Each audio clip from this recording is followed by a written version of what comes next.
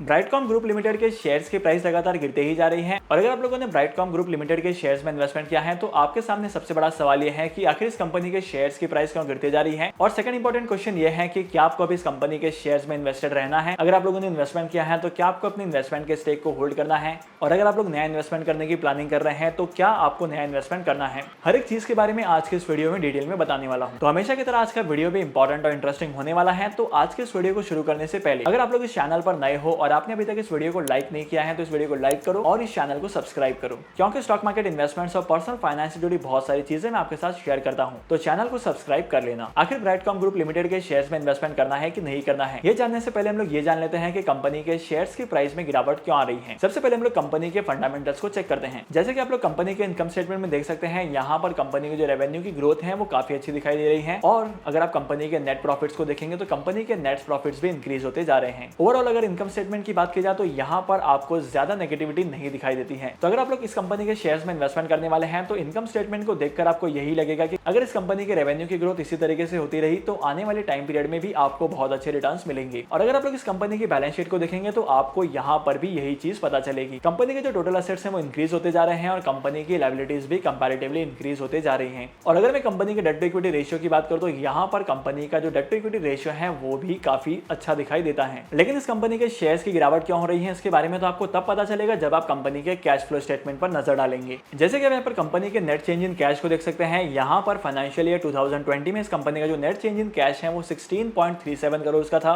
और वहीं पर अगर मैं 2021 की बात करूं तो फाइनेंशियल ईयर 2021 में इस कंपनी का जो रेशियो था वो 7.52 करोड़ का था। और बाय द वे अगर आप फाइनेंशियल ईयर 2022 के ग्राफ को देखेंगे तो यहाँ पर जो अमाउंट है वो 618 करोड़ का है, मतलब सीधा 610 करोड़ की ग्रोथ। लेकिन इतनी ज्यादा मैसिव ग्रोथ देखने के बाद में हर किसी के दिमाग में यही आता है कि क्या यहाँ पर गड़बड़ है, कुछ तो गड़बड़ है। गड़बड़ है ना? गड़बड़ तो जरूर है और मैं बताने वाला हूँ वो गड़बड़ क्या है। तो वीडियो को एंड तक देखना। और वहीं पर अगर आप कंपनी के चेंज इन वर्किंग कैपिटल पर फोकस करेंगे तो यहाँ पर फाइनेंशियल ईयर 2022 में कंपनी का जो चेंज इन वर्किंग कैपिटल है वो -721 करोड़ का है। फाइनेंशियल ईयर 21 में कंपनी का जो रेशियो है वो कम हो चुका था, -425 करोड़ का हो चुका था। लेकिन वहीं पर फाइनेंशियल ईयर 22 में इस कंपनी का जो रेशियो है वो 1215 करोड़ का है, वो भी नेगेटिव में। तो यहाँ पर ये सेकंड चीज है जिसके बारे में आपको ध्यान देना है। ब्राइटकॉम ग्रुप लिमिटेड का कैपिटल एक्सपेंडिचर ऐसे ही चलते जा रहा है और यहाँ पर अगर आप फ्री कैश फ्लो को देखेंगे तो फ्री कैश फ्लो का अमाउंट भी पॉजिटिव में दिखाई दे रहा है, जो कि काफी अच्छी बात है। लेकिन अब हम इस कंपनी के पेयर कंपैरिजन को देखते हैं और यहाँ पर आपको बहुत डेंजरस चीज पता चलने वाली है। पेयर कंपैरिजन में सबसे पहले बात करते हैं वैल्यूएशन की और यहाँ पर हम लोग चेक करते हैं पी रेशियो और पीबी रेशियो। जैसे कि आप कंपनी के पी रेशियो को देख सकते हैं, यहाँ पर कंपनी का जो पी रेशियो है वो इंडस्ट्रीज के मुकाबले सबसे कम है और इस कंपनी का पी रेशियो सिर्फ 3.67 का है। अगर आपके सामने कोई ऐसी कंपनी के शेयर होते हैं जिसका पी रेशियो सबसे कम है, बहुत ज्यादा कम है, तब भी यहाँ पर आपको इन्वेस्टमेंट नहीं करना है। और अगर आप लोग इन्वेस्टमेंट करते हैं तो इन्वेस्टमेंट करने से पहले आपको 10 बार सोचना है। और सेकंड चीज, अगर किसी कंपनी का पी रेशियो सबसे ज्यादा होता है, बहुत ज्यादा होता है, तो यहाँ पर इन्वेस्टमेंट करने की बात ही नहीं आती है। इसके बाद जैसे कि आप पीबी रेशियो को देख रहे हैं, price to book value ratio भी सबसे कम है और प्राइस टू बुक वैल्यू का रेशियो है 0.63 का। तो डेफिनेटली इन्वेस्टमेंट करने से पहले 10-20 बार सोचो। वहीं पर अगर मैं टेक्निकल यानी कि वॉल्यूम की बात करूं तो यहाँ पर ब्राइटकॉम ग्रुप लिमिटेड के वॉल्यूम सबसे ज्यादा है। सबसे ज्यादा ट्रेड इसी कंपनी के शेयर में हुआ है और अगर आप लोग यहाँ पर इन्वेस्टमेंट करना चाहते हैं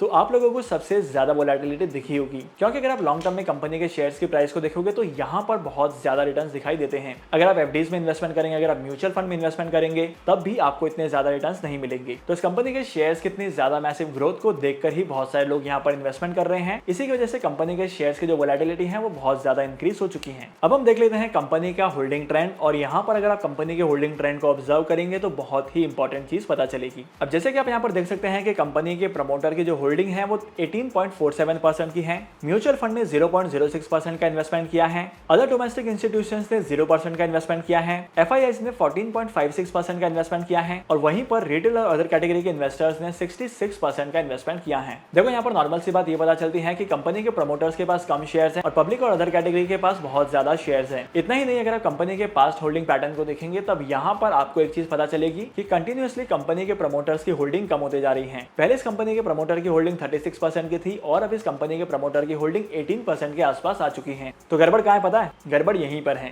कंपनी के प्रमोटर्स अपने स्टेक को कम करते जा रहे हैं और कंपनी के प्रमोटर्स अपने शेयर्स को सेल कर रहे हैं रिटेल इन्वेस्टर्स को और अदर पार्टीज को। अगर मैं आसान भाषा में कहूं तो यहाँ पर माजरा ये है कि जो कंपनी के प्रमोटर्स हैं वो अपने शेयर्स को सेल कर रहे हैं और कंपनी के शेयर्स को खरीदने वाले कौन है पता है? मेरे और आपके जैसे रिटेल इन्वेस्टर्स। अब जैसे जैसे कंपनी के शेयर्स की डिमांड मार्केट में बढ़ते जाएगी वैसे वैसे इस कंपनी के शेयर्स ग्रो करेंगे और अगर प्रमोटर प्रमोटर्स ने अपने शेयर्स को बेचना शुरू कर दिया, तो यहाँ पर मार्केट में इस कंपनी के शेयर्स की सप्लाई इंक्रीज होने की वजह से इस कंपनी के शेयर्स की प्राइस भी गिरेगी। तो होप करता हूँ कि अभी तक की वीडियो में आपको अंदाजा लग गया है कि आखिर इस कंपनी के शेयर्स की प्राइस क्यों गिरते जा रही है। कंपनी के प्रमोटर्स अपने स्टेक को धीरे धीरे कम करते जा रहे हैं और इसी एक इंपॉर्टेंट रीजन की वजह से इस कंपनी के शेयर्स की प्राइस गिर रही है। लेकिन करंटली आपको इस कंपनी के शेयर्स में इन्वेस्टमेंट करना चाहिए कि नहीं करना चाहिए, इसके बारे में भी जान लेते हैं। अगर आप लोगों ने लॉन्ग टर्म में इन्वेस्टमेंट करने की प्लानिंग की है इस कंपनी के शेयर्स में, या अगर आप लोगों ने अभी इन्वेस्टमेंट कर रखा है, तो मैं आपको पर्सनली एडवाइस करूंगा कि अगर आपके शेयर्स प्रॉफिट में है या आपको लॉस कम हो रहा है तो अभी आपके इन्वेस्टमेंट के स्टेक को बेच दो, क्योंकि आने वाले टाइम पीरियड में हो सकता है कि आपको प्रॉफिट दिखे। लेकिन बहुत बार क्या होता है कि ऐसी कंपनीज के शेयर्स में प्रॉफिट दिखते तो हैं, लेकिन जब आप सेल करने जाएंगे,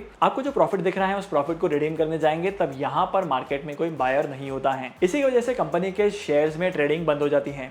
तो डेफिनेटली यहाँ पर आपको इन्वेस्टमेंट नहीं करना है, और अगर आप लोग यहाँ पर इन्वेस्टमेंट करते हैं तो आप लोग बहुत बुरा फंस सकते हैं। अगर आप स्टॉक मार्केट में इन्वेस्टमेंट करना चाहते हैं तो आपके पास एक डीमैट अकाउंट का होना बहुत जरूरी है, और अगर आपके पास एक डीमैट अकाउंट नहीं है तो डीमैट अकाउंट ओपन करने के लिए टॉप 3 ब्रोकर्स का लिंक मैंने डिस्क्रिप्शन में दे दिया है। वहां पर जाकर आप डीमैट अकाउंट ओपन कर सकते हैं और स्टॉक मार्केट में इन्वेस्टमेंट करना स्टार्ट कर सकते हैं। तो फिर मिलते हैं अगली वीडियो में नए टॉपिक के साथ, एक इंटरेस्टिंग टॉपिक के साथ। तब तक के लिए signing off, happy investing and good bye.